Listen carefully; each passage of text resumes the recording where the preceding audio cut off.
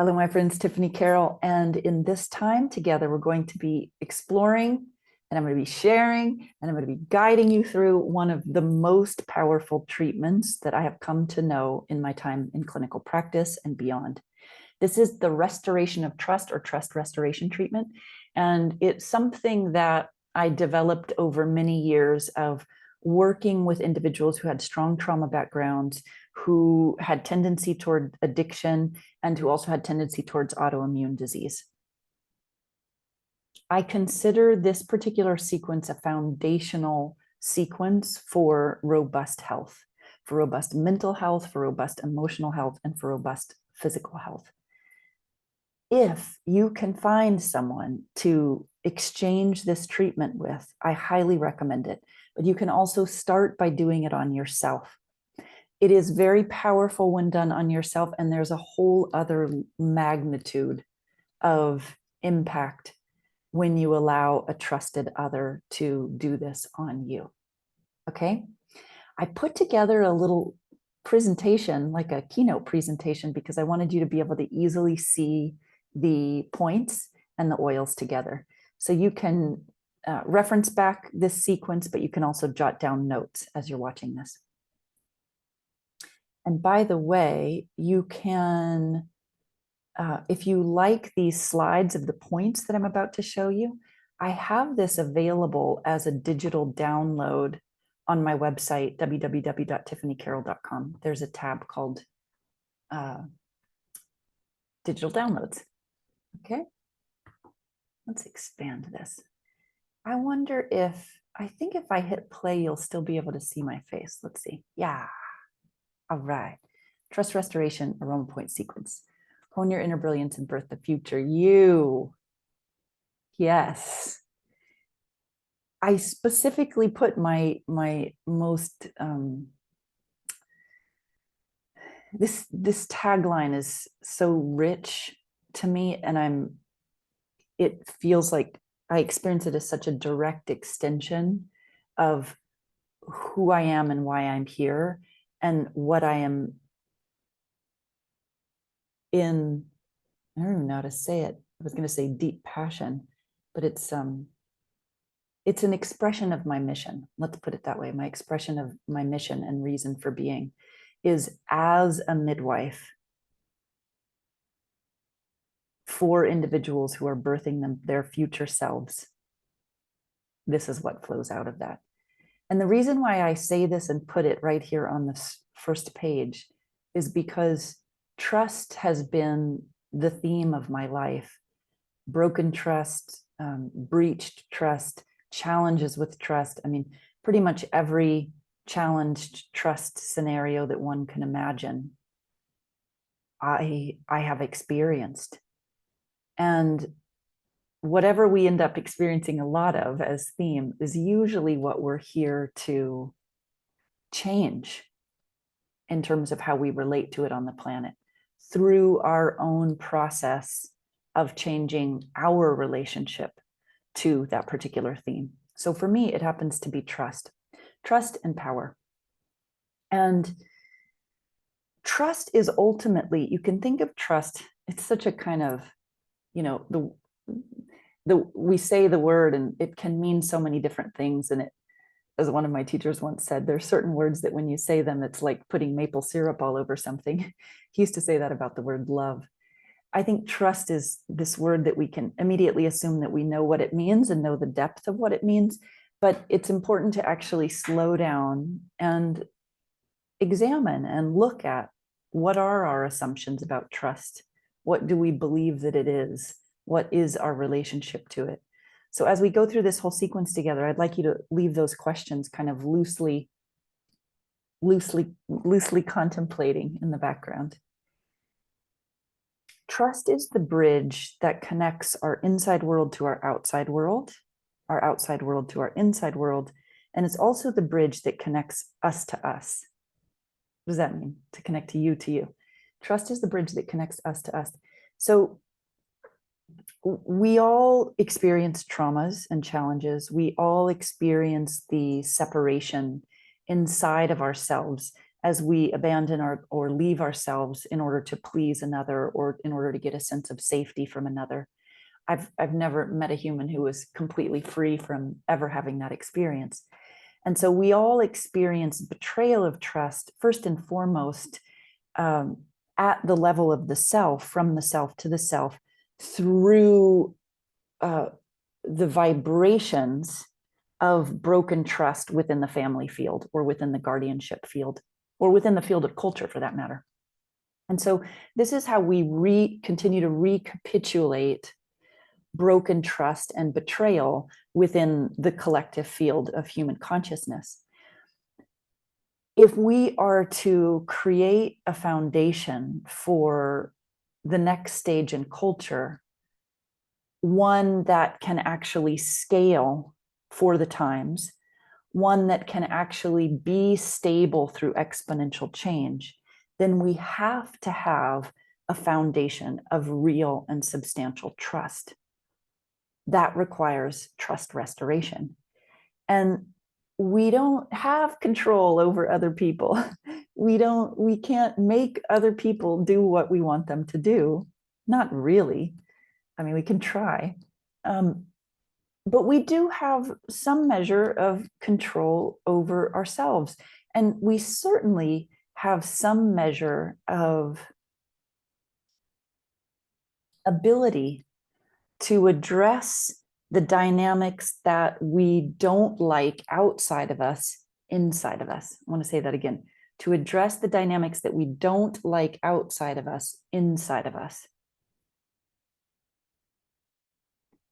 This sequence allows us to recalibrate our trust set point, to recalibrate the boundaries within our being that get affected through betrayals of trust, and to then therefore lay down a different foundation for trust itself and for the trust experience between us as humans. Okay, but let me say a few more things before we go there. To anyone who might be watching this who has not had experience with aroma point therapy, I want to give you a brief description of it, and you can read more about aroma point therapy through the website aromapointtherapies, plural.com, or you can go to my website, tiffanycarole.com, click on courses, and that'll take you to my Master Healer Academy, where I have some beautiful courses that specifically guide you into understanding aroma point therapy. Aroma point therapy fundamentals is the most obvious one. So if you dig this, learn more. What you need to know now to proceed here is that when we are doing aroma point therapy, it's not acupressure. So we are applying pure essential oils, pure as in unadulterated, but generally diluted. We want to dilute them, which we'll talk about. But we're placing them on acupuncture points with a light touch. We're not actually pushing down on the point. That's acupressure, which is beautiful, but it has a very different effect. There's a whole host of powerful, potent, real impacts on the physical body, the mental body, the emotional body, and the soul through aroma point therapy. In my 20 years of clinical practice and being a human with an unquenchable thirst for more knowledge, I've studied so many different techniques and therapies in the holistic healing arts, and aroma point therapy is hands down, in my experience, the most powerful, potent adjunct therapy to any holistic healing path or any holistic healing orientation. Because not only does it work, but it actually gives people an ability to tap into capacities within themselves that they either didn't know that they had because they were taken offline so young, or somewhere along the way they got distorted and twisted or cross-wired, which I'll speak a little bit about as we proceed. Okay, so here we go. The sequence has, let's see, 6 points and oils. I think that's right. Let's see. 1, 2, 3, 4, 5, 6. Yes. Okay. It takes about 20 minutes, 20 to 25 minutes to go through the whole sequence if you're doing it on someone else and taking your time, which I recommend. And then it's a really good idea to let the person rest, or if it's you, rest for 10 to 15 minutes after the whole sequence is done. Optimal is after the rest period, then having yourself or the person get up and either dance, journal, draw, or write anything that wants to come through. This is a really beautiful way to integrate the changes that have happened on an energetic level. So the first thing that we're going to do is start with either neroli or bergamot essential oil. So you can use either a 10 to 15% dilution for neroli and a 25% dilution for bergamot. When I say dilution, what I mean is it's 25% of the essential oil and the other 75% is a carrier oil of, my favorites are unfractionated coconut oil or clear organic deodorized jojoba. Just FYI, when I first was experimenting with carrier oils, I bought just jojoba off of Amazon, I think, and it was not deodorized and it was not clear, and it really impacted the fragrance of the oil. So make sure that it's clear and deodorized if you're going to get that. So Shenmen is this point right here in the upper crevice of the ear, the triangular fossa of the ear. And in acupuncture, this point is really powerful for immediately resetting the brain, the sympathetic parasympathetic relationship. It is brain balancing. I've seen images and printouts, or images on the screen, they weren't actually printouts, of individuals, how do I say this? Not a brain scan, neurofeedback. The neurofeedback displays of individuals before they did bergamot on Shenmen and then after. And in every case, you see a net balancing effect within the structures of the brain. So those that have been overfiring, they calm down. Those that have been underfunctioning or firing, lift up. So we start off with this to calm, to balance, and also to open, basically to open up the person to receive the rest of the treatment and the changes. By the way, this just as its own standalone little insta treatment is one of the most powerful that I know of. I actually have an entire video just on this on my YouTube channel called the Bergamot Reset. Next, what we're doing next here is we're going to be going systematically through what we call in Chinese medicine the fire officials, or the fire boundaries, or the boundaries of the heart. So in Chinese medicine, the fire element is associated with the heart and the small intestine and the pericardium and something that we call triple warmer, which is not an actual organ, but we have a meridian for the triple warmer. And the triple warmer governs really the more social aspects of intimacy, like how you might be at a party. It also governs the outermost boundaries, our awareness of the outermost boundaries. So first, a little bit more about context for as we progress here. We're going to go systematically through acknowledging and honoring each one of the fire boundaries or fire officials from the outside to the inside to ultimately land on the heart center. And we do this out of respect to the heart as the center. And we also do it to systematically recalibrate the energies of these boundaries that get, in clinical terms, all messed up, that get all messed up through betrayals of trust. Our boundaries get twisted, distorted, overactive, underactive, overly porous, overly constrained, all through betrayals of trust and intimacy over our lifetime. With individuals who've experienced sexual violation, particularly if that sexual violation happened at a young age before the ego was fully formed, this treatment is completely life-changing, and I recommend doing it more than one time. It recalibrates the fire boundaries that got distorted, again, when they were too young to have a fully formed ego. This is the most entrenched form of distortion with the fire boundaries. So we're starting with the outermost boundary first. And as I said, this is the one that kind of governs our awareness of the outermost boundaries. So this would be like, just a second ago, I thought I heard a car come up down this little lane that we're on in Sri Lanka. And I'm very acutely aware because we're at the end of the street. Hardly anybody comes out this way. So it's like, oh, who's here? What's going on? That awareness is my triple warmer or triple heater in function. By the way, there's an alternate name that you might hear sometimes called Sanjiao. The triple warmer is also the boundary in terms of social interactions. That would be like when you walk into a room with a lot of people and you're sensing who you want to, who feels safe or who you want to gravitate towards and who you might want to stay away from. That's triple warmer. When somebody has been let through the triple warmer gate without your conscious consent, maybe it's like the friend of your mother and father's who they've known for a long time, but then you experience a betrayal or a breach of trust or intimacy with them. In such case, they have bypassed the triple warmer boundary by conscious, how do I say that?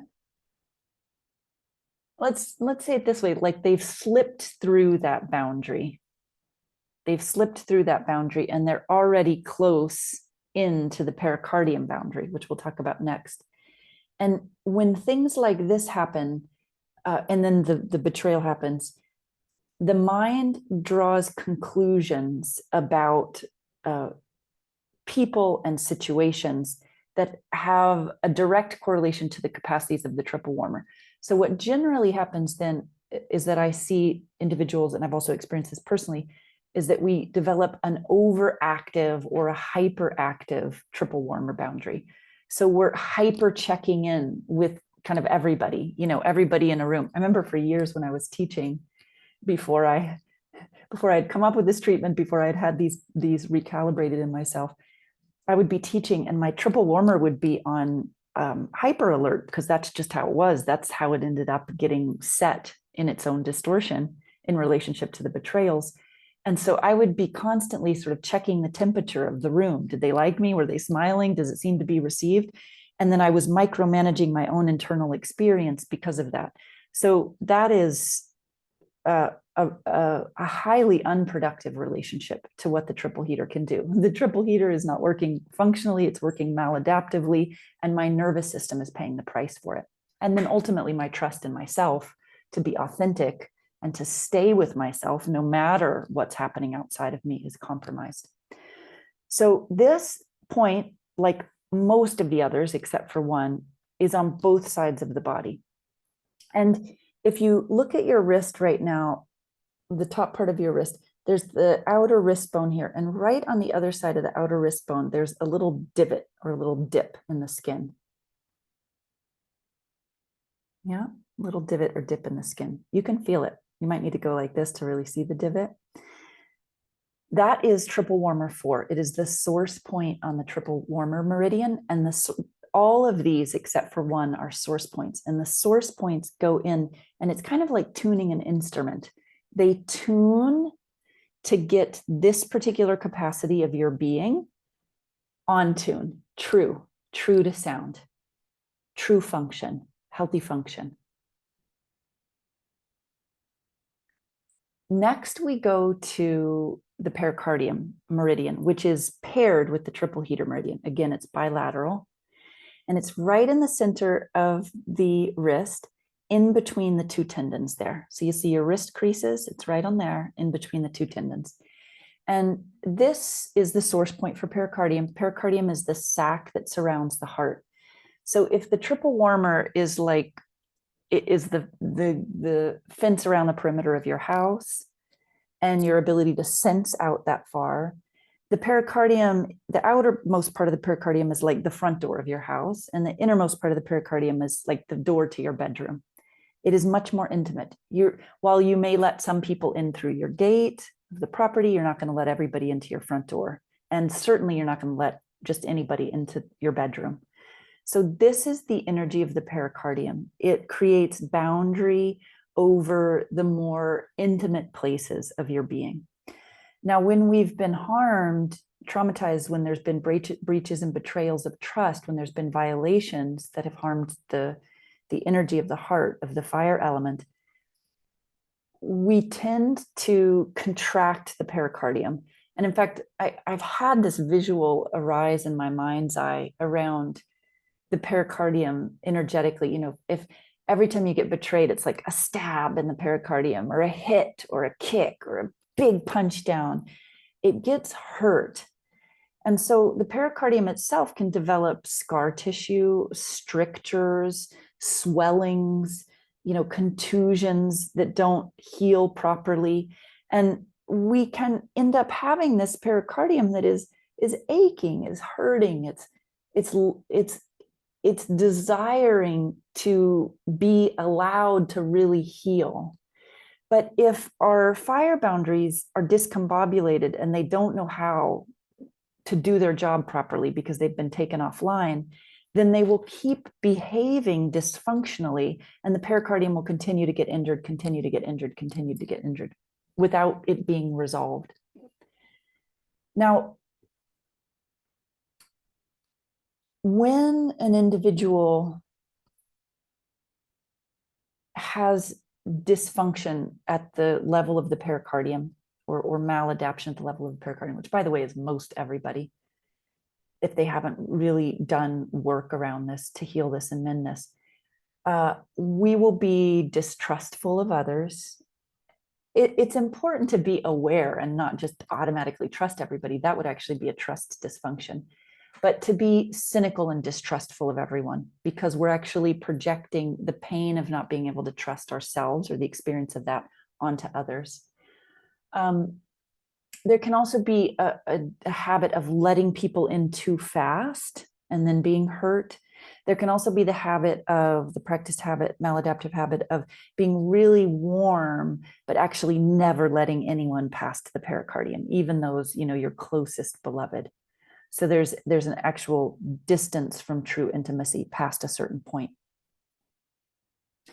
As the pericardium becomes recalibrated and attuned, also in relationship to the triple warmer, what happens is those boundaries are functioning healthfully, and your nervous system can relax in relationship to your capacity to trust.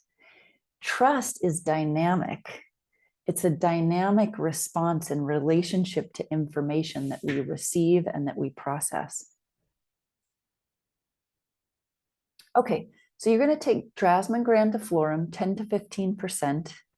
I mean, certainly it could be stronger if you want, but generally it's sold at these strengths because it's expensive and it's very strong. And what I generally do is put a drop right on the center of the wrist, and then take my other wrist and place it together like so, and then put my hands in a comfortable position, close my eyes, and hold. And I just remembered that in the last slide, I didn't tell you specifically that when you place the Mei Chang on triple warmer, Sanjiao, you want to hold it with a light touch for anywhere from 1 to 3 minutes. And during that 1 to 3 minutes, it's an opportunity for you to practice mindfulness, whether you're doing it on yourself or you're allowing someone to do it on you. Become quiet, become still. There's nothing to figure out. There's nothing to fix. Just be. When you feel a shift or a change or just a knowing that it's complete, you release. In this case, with Jasmine, I always bring it up and take a deep inhalation. I cannot say enough about how powerful this combination of point and oil is for trust restoration. I really, in many ways, I would say this, I mean, Aroma Point in general saved my life, but this particular combination saved the life of my soul, particularly in relationship to this habit that I had due to trauma of dissociating, of leaving and checking out. And I would do it often and not even know that I was doing it.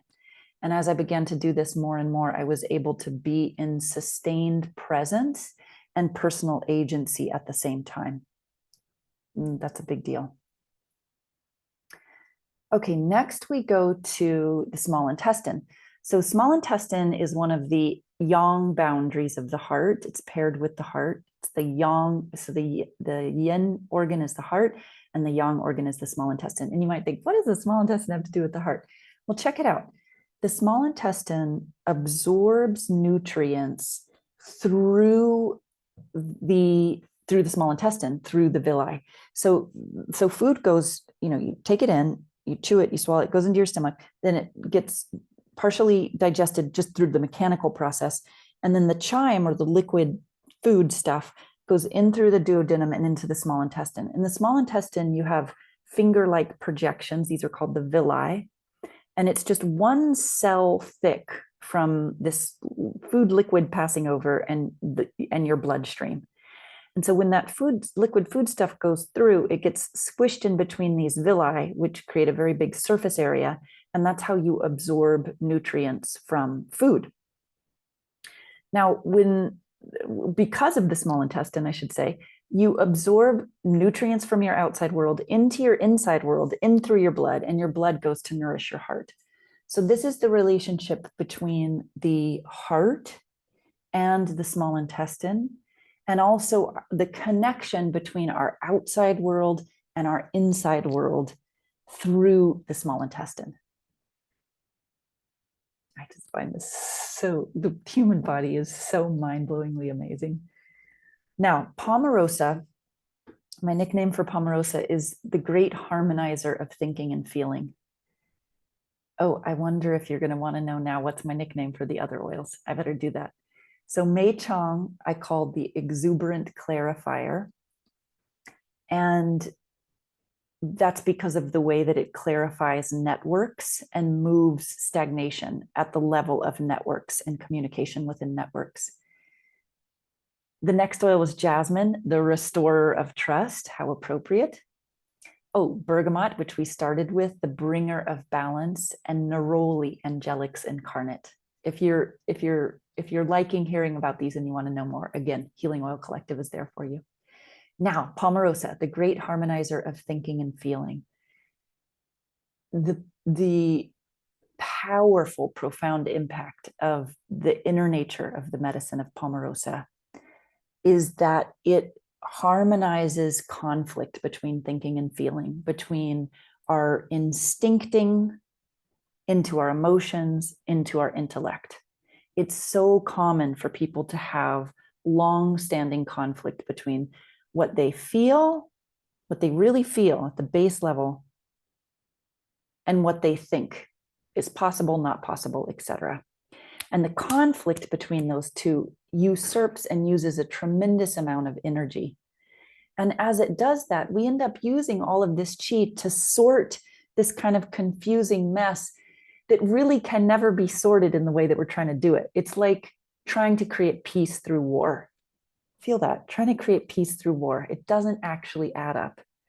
When we work with Palmarosa, Palmarosa brings our consciousness and brings our awareness into this field above and beyond the conflict. So all of a sudden, this conflict between the thinking and the feeling is not, we're not in war anymore. We're in the zone where we can see and hold both, and they can come into a natural, healthy, hierarchical order in relationship to the heart. Oh, Palmarosa. I cannot say enough about it. And this combination, so we're placing Palmarosa, the great harmonizer of thinking and feeling, on small intestine 4, a source point, one of the fire boundaries, one of the intimacy boundaries. This intimacy boundary has everything to do with communication. Feeling that you are understood, feeling that you can understand others, having clear messages from the heart communicated to the outside world, and from the outside world clearly brought in through the being, through your perceptual filters, into the heart, the pure message of the heart. When we have been hurt, harmed, traumatized, betrayed repeatedly, we put up guards and filters based on the past pain, and we bring them into the present moment. This is how we project the fears of the past into the present moment. And what happens is we cannot see and receive what's being communicated by this current scenario clearly. We're not seeing it clearly. We're not hearing it clearly. We're not receiving it clearly. Palmarosa on small intestine 4, resetting, attuning this particular point and the function of this point, so that we can have beautiful, clear fidelity from our inside world to our outside world and our outside world to our inside world. What does this mean? This means that we can sort. It's exactly what your small intestine does at the biological level. The small intestine sorts what's needed, what's nutrients rich, what is good for the being here. I'm going to pull that in. What is not needed, what is not helpful for the being, that's going to be allowed to go out. That's the function of the small intestine, not only at the level of your food, but also at the level of what you receive in every area of life. This is enormously important to our own sense of our own, not even sense of personal power, but our own embodied understanding of personal power. If we cannot sort helpfully, if we cannot spiritually and soulfully and mentally and emotionally discern, we're screwed. We basically become a zombie puppet that is constantly sort of pushed around by whatever the media says or someone else in your life says. There's one of my programs that I used to teach that was an in-person one called Master Healer. I would have all of the participants do a practice with Palmarosa for 30 days that had to do with the small intestine to recalibrate and attune and up-level their ability to spiritually discern. Because as we develop, as human beings, as we develop, so too must our ability to discern. It has to develop at ever-increasing capacities, an ever-increasing ability for focus and refinement of this process. Okay, beautiful. Again, 1 to 3 minutes. The points are bilateral. Hold it until you feel a shift and then come off. Next one. Rose, 10 to 15%. You can either use rose absolute or rose pure. You just want to make sure, of course, for all of these oils that you're not getting adulterated oils, not chemically highlighted or synthetic oils.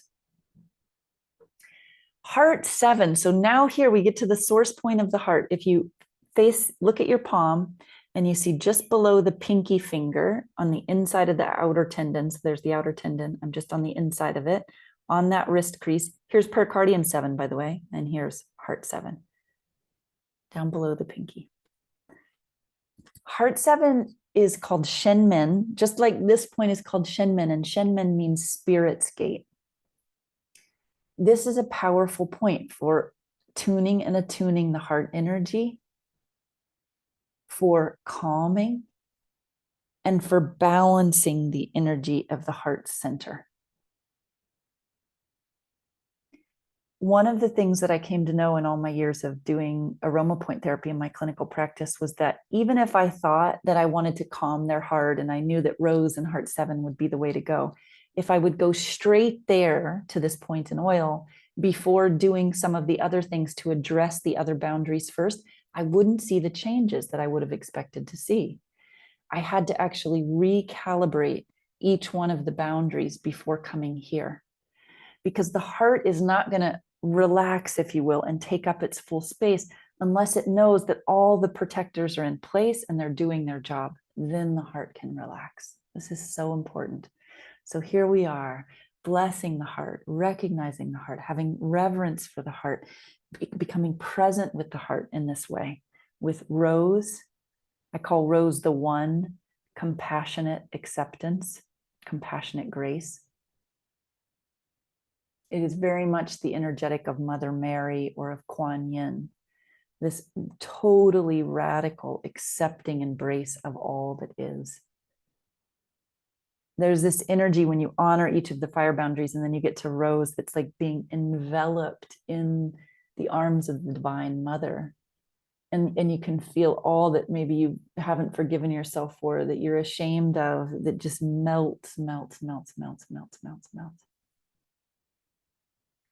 There's a quality of presence that that can become accessible to you and increasingly accessible to you as the fire boundaries are calibrated and attuned and you experience yourself in the living trust The living trust is our ability to navigate within a world that has things that are untrustworthy, that has people that are untrustworthy, that we can be untrustworthy, to navigate in a world of broken trust while creating a foundation of robust and healthy trust. That's what I call the living trust. We get to do that together in real time. And this sequence supports in the creation of that. Now, there's one final point in oil. Helichrysum, the transforming regenerator. I suggest either a 15 or 25% strength, and you're going to put it right over the heart center. This is CB17. Now, if you're an acupuncturist, you might notice that I didn't put it in the Chinese location, which is right between the nipples. It's the Worsley location, which is about an inch above that. I love the name of this point, primordial child. And it does contain the energy of our original innocence, of our original spontaneity.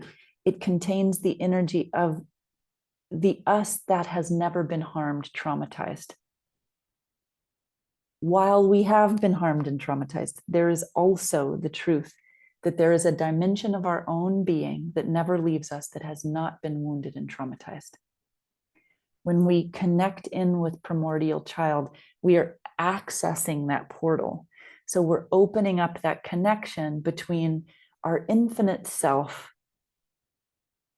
our infinite spirit essence, which has not been traumatized and harmed, into our soul nature in the body, which has experienced traumas and harms. We open up that portal way to bring in this quality of, it's a next level quality of innocence. It's a next level quality of spontaneity, because it's not connected to the naivety, the very real naivete of a child before they've experienced and accumulated all these traumas.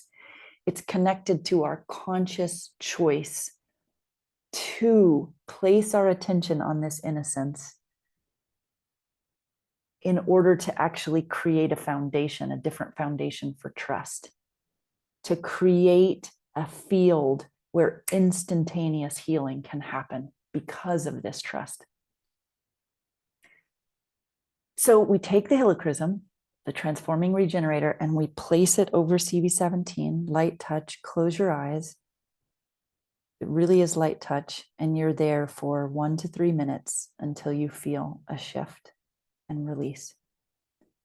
I always like to either smell the oils if I'm doing it on myself, or let the person smell them afterwards. Some people let them smell it before and then go on to the point. Either way is fine. Helichrysum as the transforming regenerator, it is the most powerful trauma oil that I've ever worked with. And while many of the oils can work on different aspects of trauma, helichrysum goes to the heart of regenerating that which has been traumatized in alignment with our divine blueprint, instead of just retemplating itself within the field of the wound. This is how we pass on ancestral wounds, is that we get wounded and traumatized, and we retemplate within the field of the wound itself. So we just keep recapitulating the wound dynamics within ourselves and within our family, and sometimes within cultures at large. When we tap into helichrysum, we're actually tapping into that divine blueprint that is always available to us, and allowing that to stream in through the energetic and through the plant spirit of helichrysum, so that as we recalibrate these trust boundaries, these intimacy boundaries, and we start to experience ourselves in a different way, we can actually really become a very different person in the world as the trauma actually gets resolved through the resolution of the trauma patterning itself. This is incredible, incredible. I wish the whole world could put helichrysum on this point. Maybe we could do it, say, every day for 22 days. That number just came to me. That would be so, so powerful. All right, let me stop sharing. We'll have some closing words. Oops, did I go? Okay, where am I? Haha.